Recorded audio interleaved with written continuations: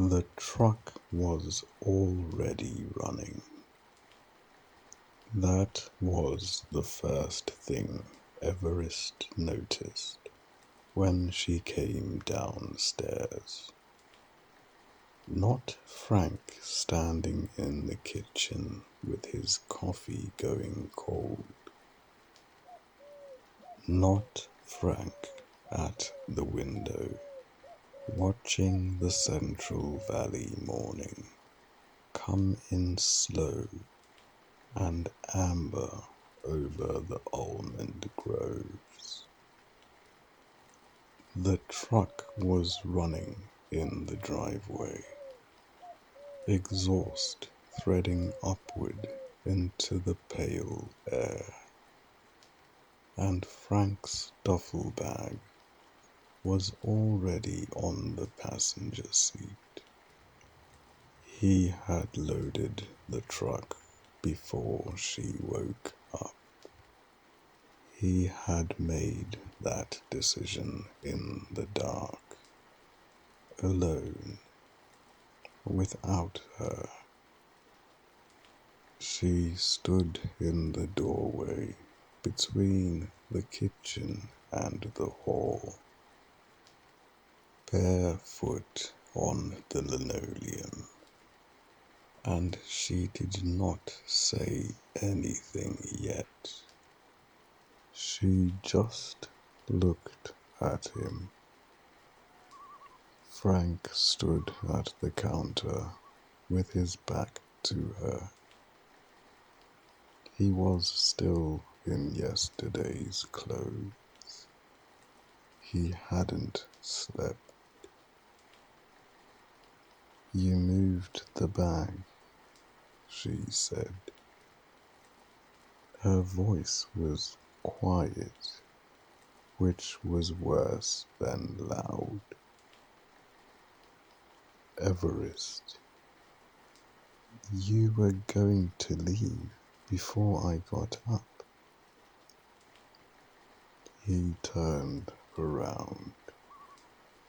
There were hollows under his eyes, and his jaw was set the way it got when he had already rehearsed the conversation and was afraid the real one would go differently. "I was going to come back inside. I just wanted to. I didn't want the loading to be a whole thing." "A whole thing?" She repeated it, the way you repeat something you want to hold up to the light. The refrigerator hummed. Outside, a dove was calling from the old eucalyptus by the fence. That hollow, lonesome sound it made every single morning. Everest had never noticed it bothering her before. "How long have you been awake?" she asked. "A while." She moved past him to the coffee maker, poured herself a cup she didn't want, wrapped both hands around it. Outside the window, the truck sat there idling, patient, ready. She wanted to walk out there and turn it off. "I want you to stay with Killy," she said. "I've said it before, and I'm saying it again. As a final thing, stay with my sister. She has the room. She's 20 minutes from the golf course. Frank exhaled through his nose. Everest. It makes sense, Frank. It's practical. It sends a message. She looked at him. What message? He pressed his lips together, then said it plainly. That I can't stay in my own parents' house. That I need to be managed or protected. That I'm choosing your family over mine. Your family, she said carefully, setting the mug down on the counter. Called me pleasant at our wedding. They called me pleasant, Frank. The way you'd describe a dentist's waiting room. Your mother hugged me at the reception like she was trying to find my expiration date. That's not. Your brother didn't speak to me for 2 days at Thanksgiving. 2 days. We were in the same house. He's like that with everyone. He's not like that with Kristen. She said the name without sharpness. Just fact. And that made it land harder. He talks to Kristen. Your mother lights up for Kristen. I have been the woman you chose for 9 years. And they still look at me like I'm a wrong turn you haven't corrected yet.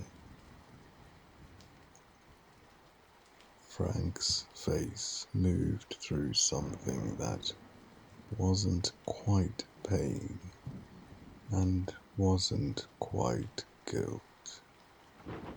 Some composite of both. He looked at the window. The truck idled on. I know where my heart is, he said. She stared at him. That doesn't answer anything I just said. It answers everything you just said. Their hostility to me, she said finally, seems to have already answered the question of whose family is better. The silence had weight.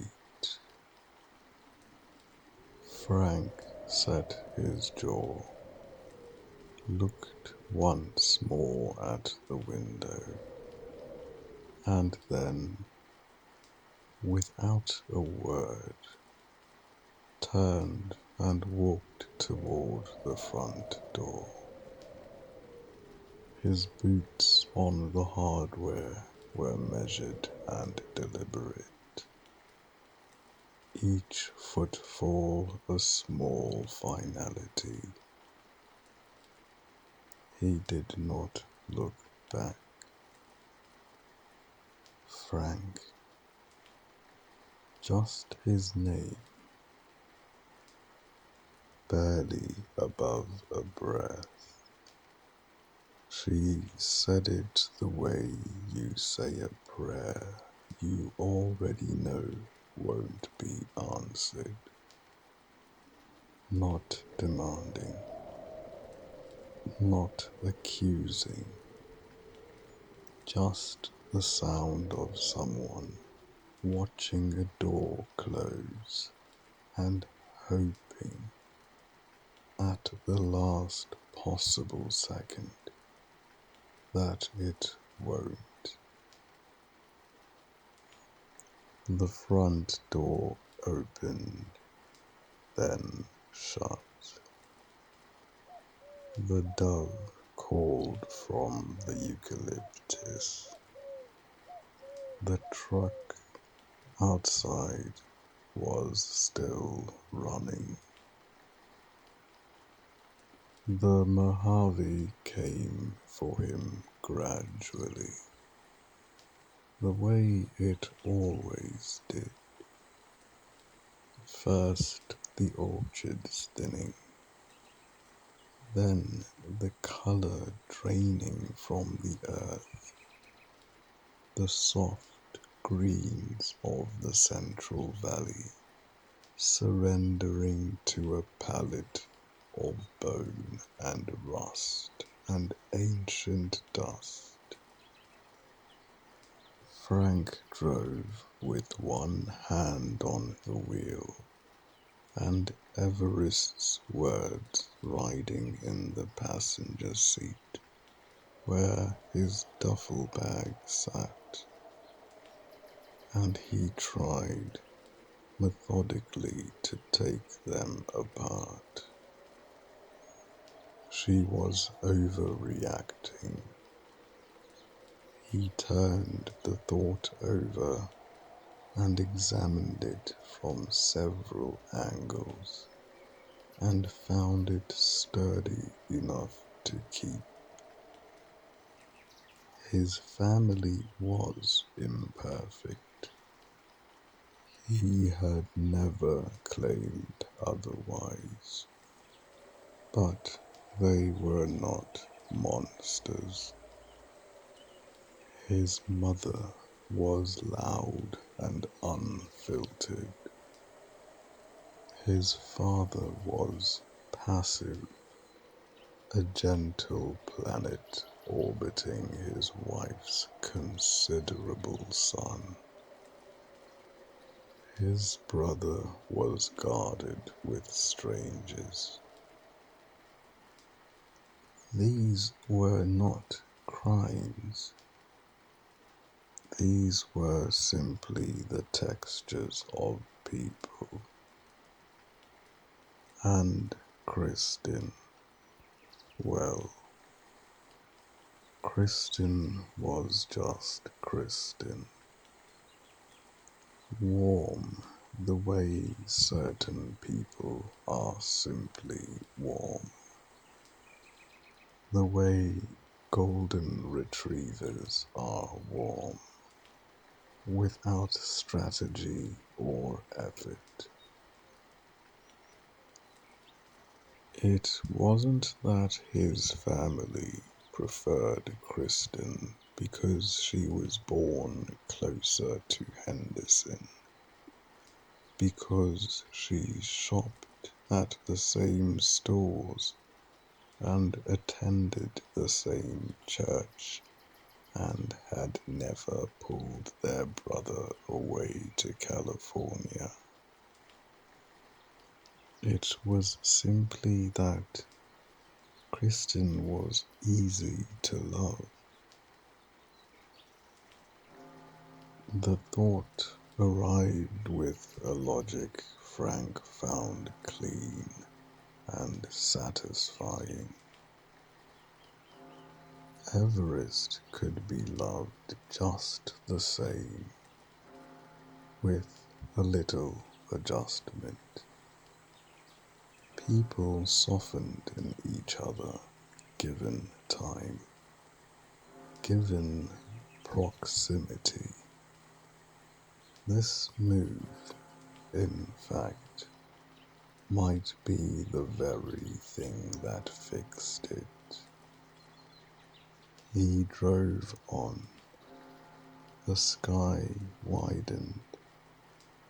The mountains to the north were blue-grey and indifferent. The idea of staying at Killy's house settled over him like a garment that didn't fit. It wasn't that he disliked Killy.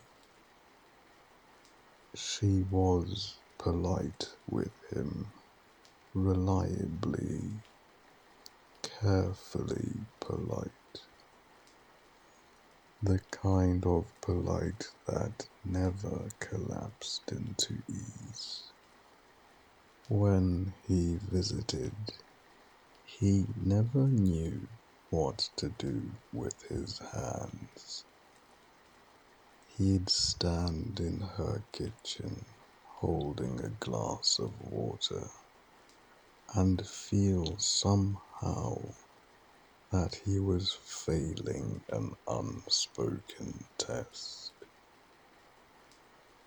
And there was the other thing, the thing he never said aloud.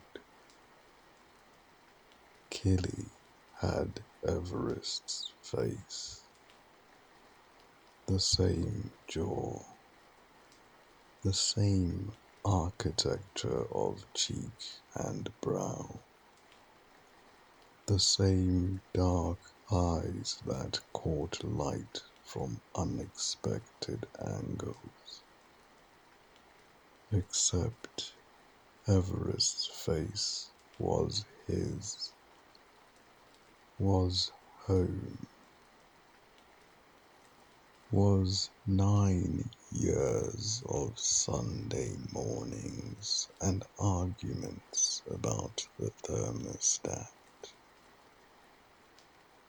On Killy, it was a painting of a place you loved, hanging in someone else's house.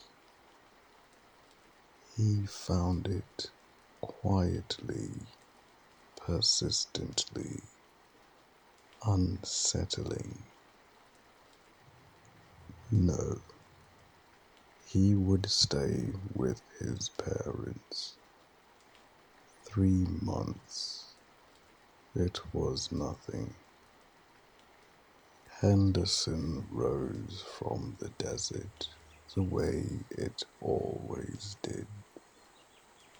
Aggressively, cheerfully, without apology. Tracked homes the color of dried clay. Cul-de-sacs in the shadow of red rock ridges. The golf course water towers visible from the freeway, pale and functional. And Frank felt the old professional instinct stir in his chest despite everything. He parked in his parents' driveway and sat for a moment with the engine off. The Nevada heat pressed gently against the windows. He breathed in, breathed out, looked at the front door. He was still gathering himself when the door opened. His mother came through it like weather. Barbara Kowalski had the physical confidence of a woman who had never once doubted that a room needed her in it. She was across the porch before the screen door had time to bang shut behind her, both hands raised, her voice preceding her by a full 3 seconds. There he is. Frank, get out of that truck now. What are you sitting there for? Behind her, his father materialized in the driveway. Dale Kowalski stood with his hands in his pockets and a grin on his face that was quieter and deeper than his wife's joy. The smile of a man who expressed love through sustained proximity to it, rather than proclamation of it. He watched his son through the windshield and just grinned, steady and sure. Barbara arrived at the passenger window, bent at the waist, peered through the glass with both hands cupped against the glare. Her eyes swept the cab. Frank watched her face. "Well," she said, and there was a small, satisfied pause. "I don't see Everest tucked in there anywhere." She laughed. A single bright note, like a fork tapped against crystal. "Guess it's just us." From the doorway, Dale shook his head once, still smiling, the smile now doing the work of an eye roll. "Barbara, don't be silly," he said pleasantly. And that was all. And it was all over. Frank said nothing. He opened the truck door and got out, and let his mother take his face in both her hands, the way she'd done since he was 7 years old. And he looked past her shoulder at his father, who nodded once, and Frank nodded back. And that was its own conversation entirely. The kitchen smelled like it always had. Coffee and the particular fabric softener his mother had used his entire life. A scent so deeply encoded, it functioned less like a smell and more like a physical sensation, like being caught.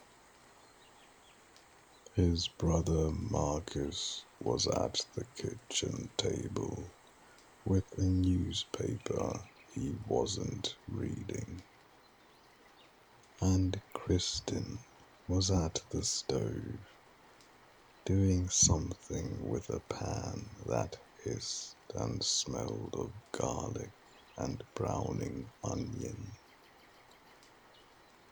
Marcus looked up.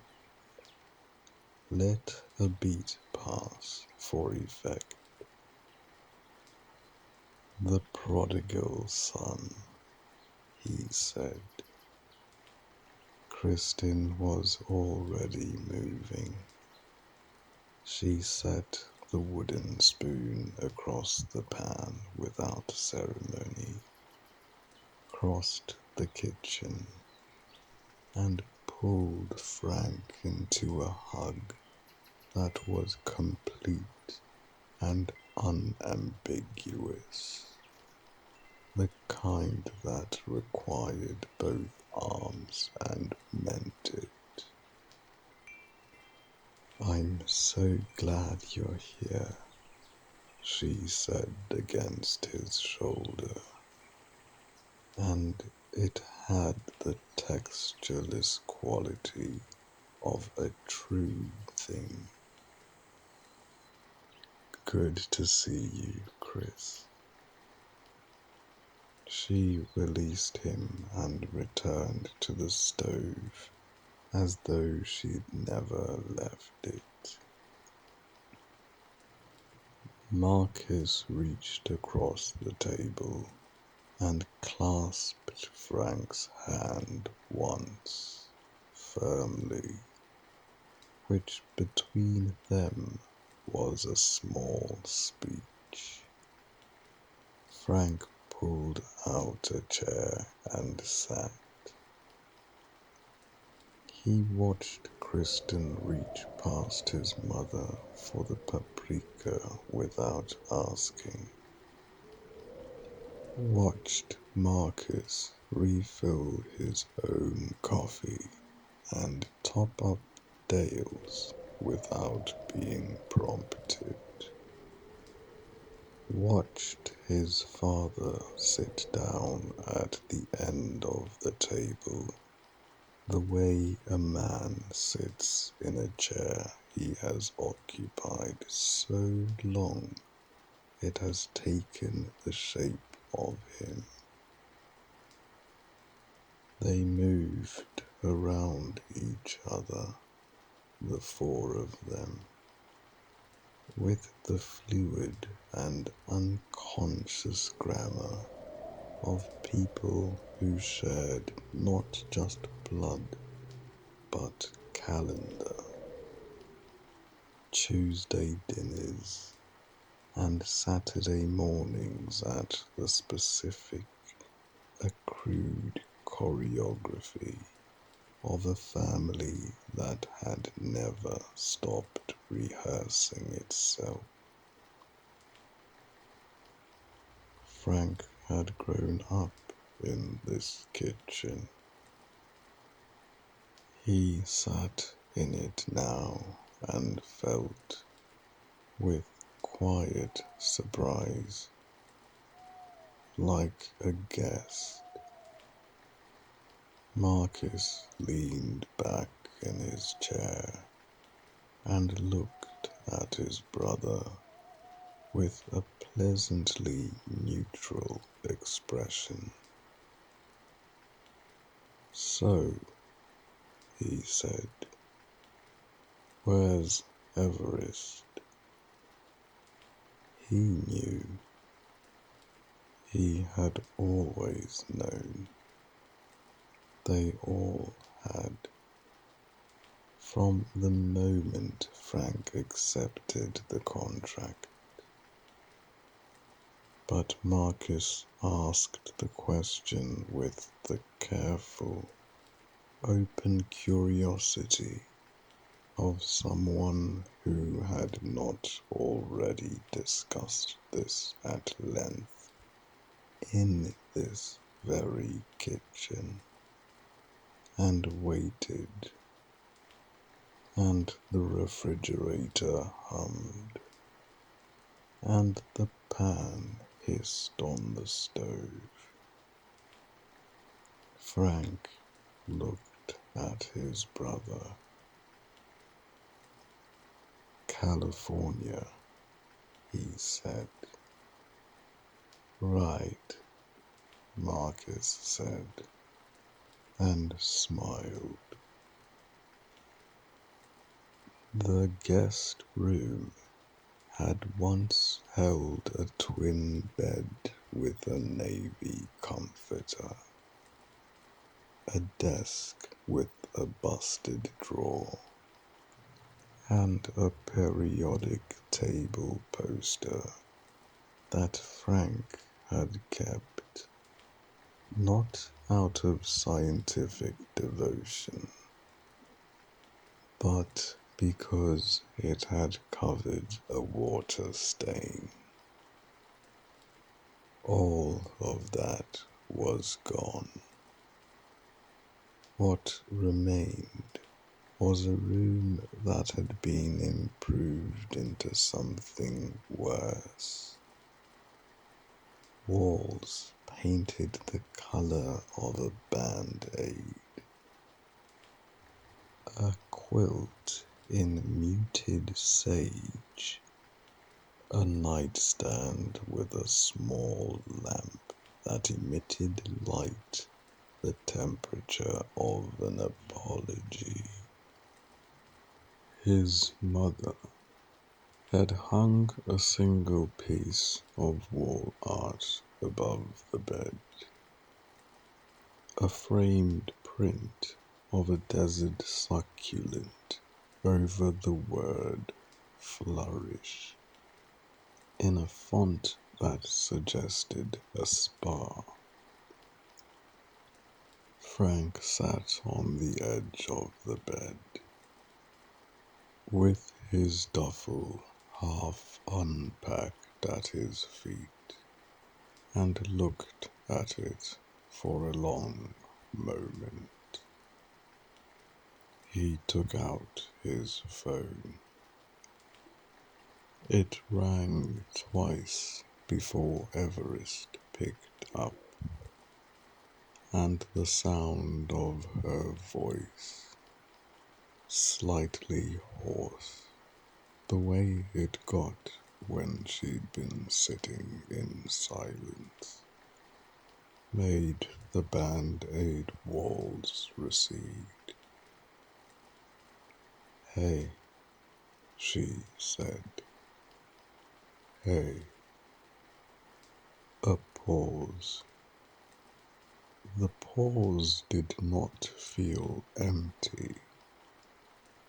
It felt like two people standing on either side of something they'd both put there. "I'm sorry," she said. "How I left things this morning. I didn't." She started again. "I said it wrong. Or I said it right, but in the wrong way. I don't know." "No," Frank said. "It was me. I should have talked to you about the bag. He rubbed the back of his neck. "I didn't want to drag it out." "You dragged it out."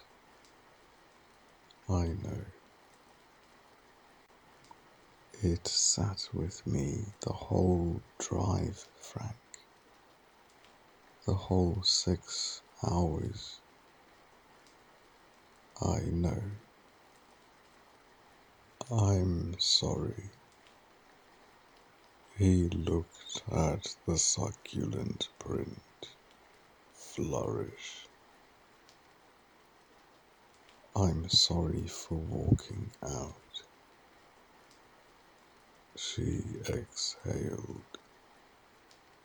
It was the sound of something releasing, not solving. How was the drive? Fine. Desert is desert. How's the house? Frank looked around the room. The lamp glowed its lukewarm glow. Good, he said. They've done some updates. Your mom? Yeah, it's fine. He paused. She seems, well, there were things he did not say. He assembled them carefully and placed them behind the neutral words he offered instead. The way you pack fragile things in paper. He did not say, she looked in the truck for you like she was confirming a suspicion. He did not say, I sat at the kitchen table and felt like a man visiting a country where he used to have citizenship. He did not say, I think I may have made an error in the arrangements of this plan. And if I tell you that we will be back at the kitchen at 6 this morning, and I cannot do that tonight. Everyone's here, he said instead. Marcus and Kristen came over. Is that so? She made the sound neutral, which took effort. He knew what that effort cost. She asked about you, Kristen. That's kind of her, Everest said, and meant it. And Frank loved her for meaning it. Get some rest, he said. I'll call tomorrow. Okay. A pause. Frank. Yeah. I know where your heart is too, she said. That's not actually what I'm worried about. He sat with that after they hung up. Held it the way you hold an ice cube. The cold working its way inward. The edges softening. Outside the window, a Henderson light was assembling itself. Purple sky going black. The distant glitter of the strip smudged on the horizon like a fever dream the desert was having. He'd grown up falling asleep on that ambient glow. It had seemed like promise once. He was no longer sure what it seemed like. He went downstairs for dinner. The table was round, which in this case meant nothing. Power in the Kowalski household was not a matter of seating. It was a matter of volume and momentum, and Barbara Kowalski had both in quantities that reorganized the geometry of any room she occupied. She was telling Marcus about a dispute with the neighbor 2 doors down. Something involving a boundary wall and a bougainvillea. And Marcus was responding with the seasoned engagement of a man who had learned that the correct contribution to his mother's story was not analysis but affirmation. He offered it rhythmically. His plumbing business had given him, among other things, a talent for managing pressure systems. Dale ate. Dale was, as he had always been, a man who conducted his inner life with extraordinary privacy.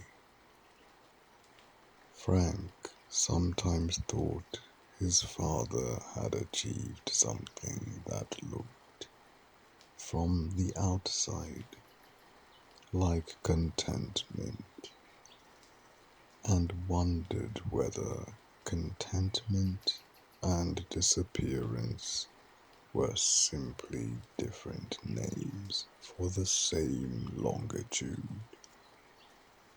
He passed the bread without being asked. He refilled his own water. He was, as ever, exactly where he was supposed to be, wanting nothing that could be named. Frank ate and said very little, which, in this company, was not noticed. Kristen turned to him lightly between her husband's affirmations.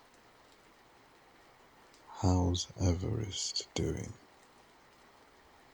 "She's great," Frank said. "Really good." Kristen nodded, and there was something genuine and unguarded in it. "The distance is a lot," she said. "That's not going to be easy." "It's not ideal," Frank agreed. "But it's temporary. Few months." "Well," Kristen touched his arm briefly. "She's lucky you're not the type to just..." She searched for the word. "Disappear into a place." Frank smiled. "No." Marcus surfaced from his mother's Bougainvillea chronicle with the smooth efficiency of a man changing lanes. His eyes moved from Kristen to Frank, and he tilted his head with the exact degree of curiosity that is indistinguishable if you are not watching closely, from genuine interest. Is she still a librarian? She's an archivist, Frank said, even no edge. He had said this before. It's different from a librarian. Right, right. Marcus nodded, as if absorbing a useful correction.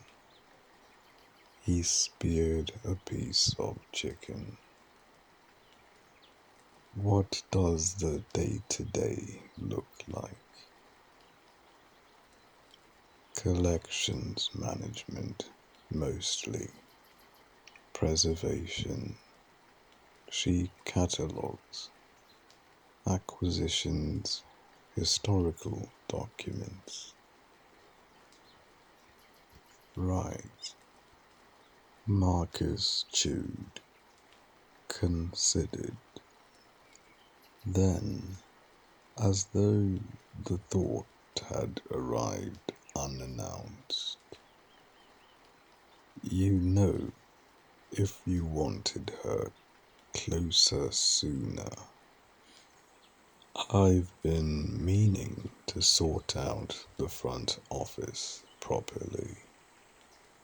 Kristen's managing it alone right now, and it's a lot.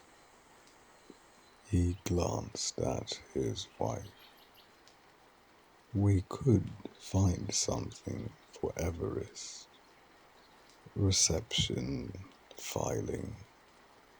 Keep it in the family. The table had its own weather.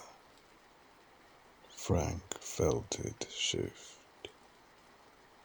Kristen looked at Marcus with an expression that lasted only a second and a half, but contained a complete sentence. Oh, that's wonderful, Barbara said, and the word wonderful landed with the force of something that had been waiting by the door. See, that's what family does. That's how you keep people close. She gestured vaguely and grandly across the table, as though presenting it as evidence. She'd be nearby, Frank. Wouldn't that be something? Frank set his fork down with care. He picked up his water glass. He took a drink. Everest loves her work, he said. The simplicity of it was deliberate. This is a complete answer. I am not opening the floor. Well, of course she does, his mother said, in the tone used for agreeing with things one does not agree with. Everyone loves their work. A brief silence. Marcus resumed his chicken. The Bougainvillea dispute, Frank understood, would be waiting when required. He had not forgotten how things were in this house. He had carried an accurate map of it for 9 years. Every passive gradient, every room where the air changed quality, every conversational current that looked like warmth until you were in it and found it moved only one direction. He had told Everest he knew this place. He had been right. What he had forgotten was how it felt, not in the remembering, but in the body. The difference between knowing a thing and standing inside it. His family was not cruel. That was the specific and terrible complexity of it. They were not people you could point at cleanly. They were people who loved him in ways that left no room for what he had chosen, who folded Kristen into the kitchen's choreography without discussion, and made his wife a topic at the dinner table, who offered jobs that were not offers, who filled all available silence with themselves, not maliciously, but totally, the way ivy fills a wall, not liking it, just covering it, just making it difficult to see where the brick was. His mother and Kristen had moved on. Tomorrow's plans, something about a market in Boulder City, a woman from the church whose name Frank didn't catch. Their voices wove together with the practiced comfort of people who saw each other on Tuesdays by default. Kristen laughed at something, her hand briefly on Barbara's wrist, and Barbara glowed. Marcus refilled his wine. Dale folded his napkin. Frank faded. He thought about Everest in the small house in the Central Valley, her feet tucked under her on the couch, the way she read, spine curved, book held too close because she refused to update her glasses prescription. The particular quiet she inhabited when she was content. The way she kept the archive files at home sometimes, spread across the kitchen table on a Sunday, handling 100-year-old paper with the same careful hands that made his coffee every morning. She had called it tending once when he asked her what archiving felt like. It's tending, she had said. Someone has to remember that these things existed.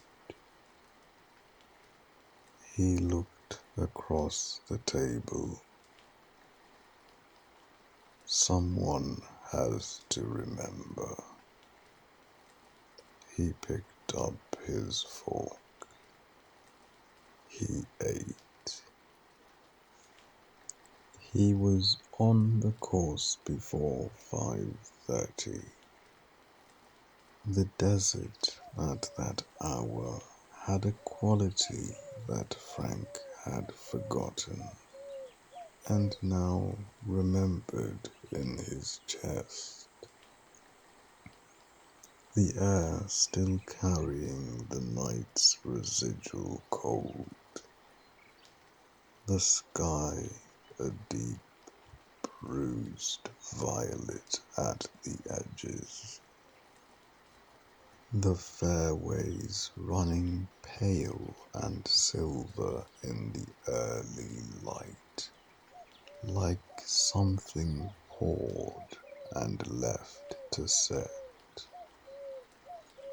The irrigation heads had already completed their cycle, and the grass held the water in beads that caught what little light there was. Frank stood at the edge of the fourth four-way for a moment before anyone found him. And it was the first moment since he'd left California that felt like it belonged entirely to him. Cowan House Country Club occupied 312 acres of the Henderson Desert, with the particular confidence of something that had decided scarcity did not apply to it. Fairways of meticulously maintained Bermuda grass rolled between red rock landscaping and sculpted water features, the kind of place that looked to its members like a natural oasis, and looked to Frank like a system.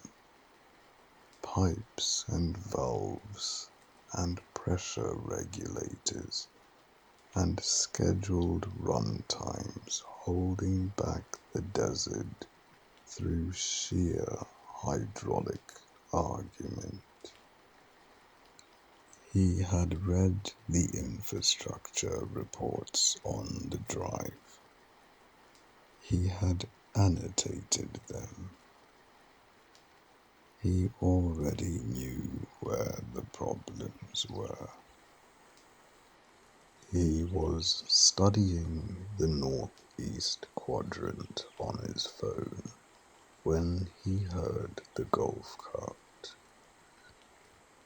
The superintendent's name was Gerald Pruitt, and he arrived the way certain men arrive, as though the location had been waiting for him specifically, and had been somewhat diminished by the wait.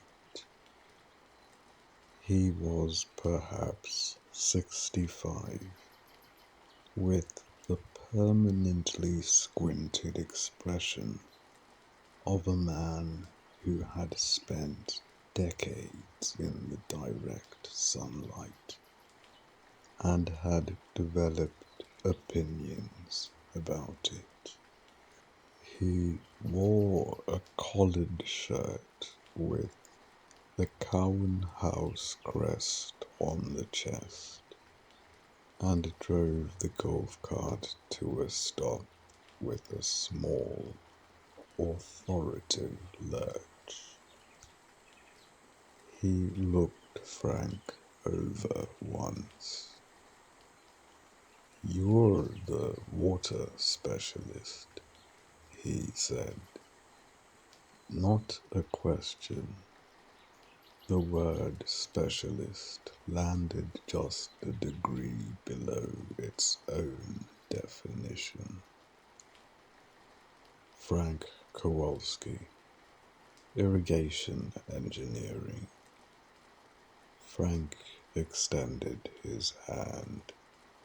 Pruitt shook it once, efficiently. Gerald Pruitt, superintendent. He said it the way other men say owner. 18 years. He added the 18 years the way other men add, so we're clear. You'll have seen the site plans. I have. I've also been through the pressure logs from the last 3 seasons. The Northeast, we'll get to all of that. Pruitt stepped off the cart and put both hands on his hips and looked out across the fairway with the gaze of a man surveying a personal achievement. What I want you to understand first, Frank. You mind if I call you Frank? Go ahead. What I want you to understand is that this is my course. He said my, the way you say it about a child or a scar. I have built the culture of this property. I know every member by name, by reference, by handicap. Senator Darrow plays off the 12th tee on Tuesday mornings. Judge Carmichael, you know Judge Carmichael. I don't. He's been a member 22 years. These are serious people, Frank.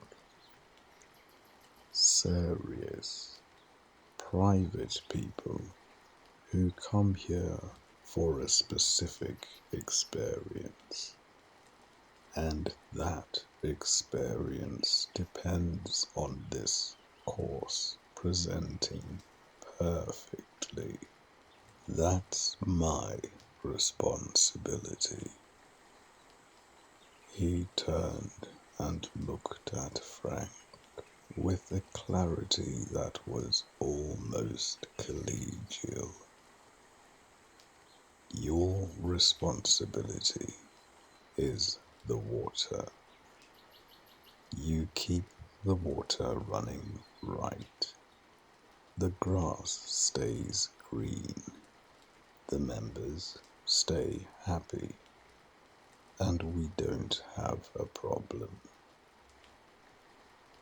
Frank held his phone loosely at his side.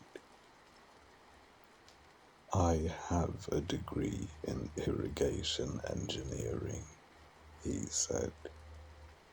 focused on arid region water efficiency. I spent 6 years managing municipal and commercial water systems across the Central Valley. Wonderful, said Pruitt, not unpleasantly. The way you say wonderful to a resume. I was told during my interview that I'd be reporting directly to the general manager, Tom Buscemi. The space after his sentence had a different texture than the spaces before it.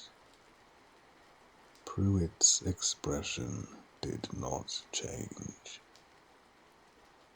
Men like Pruitt had spent years training their expressions, but something behind the expression shifted.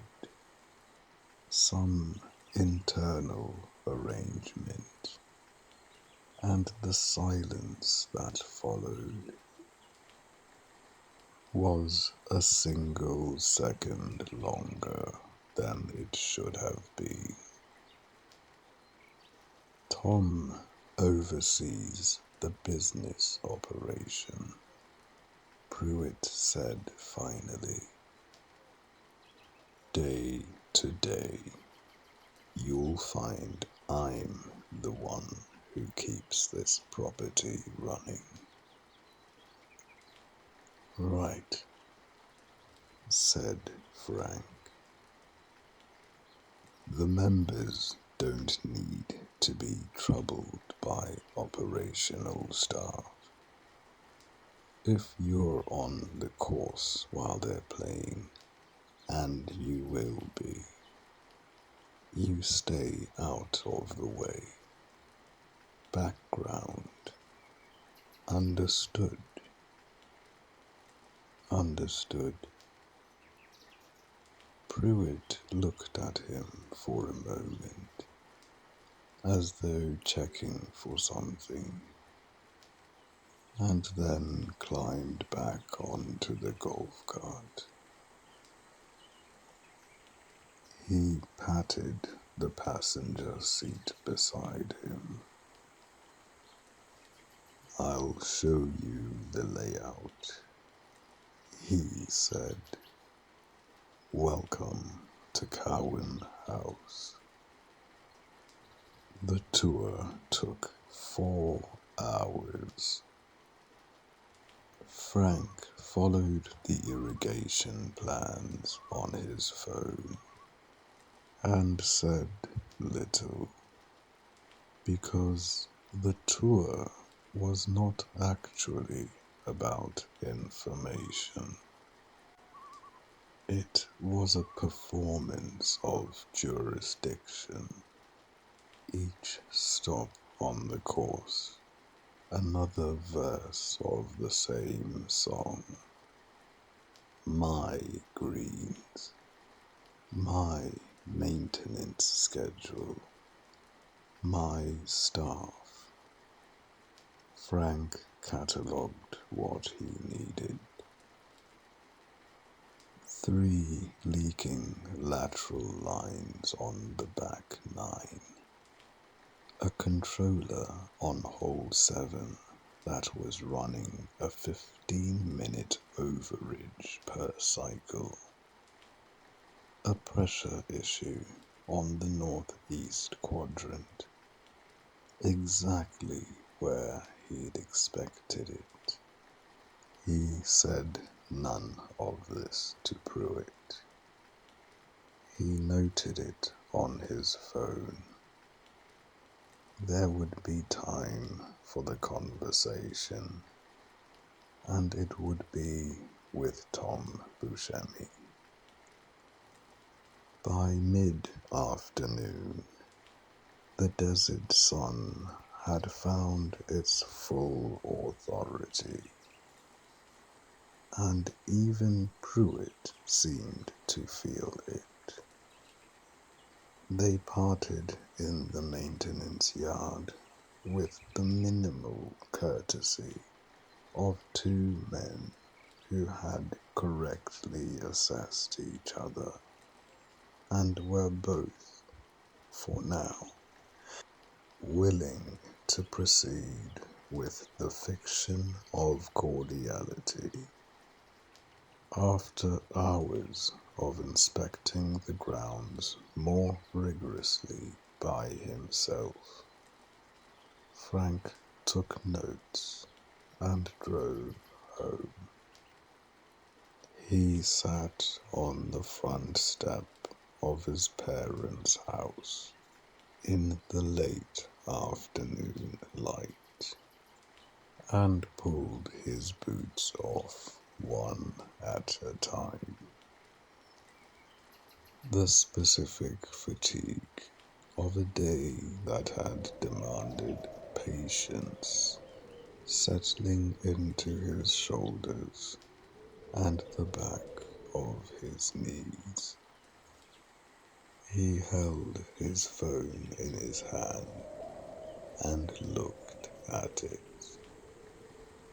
He thought about Pruitt, the way he'd said water specialist with that half-inch of condescension. The cart, the names dropped like small stones into a pond.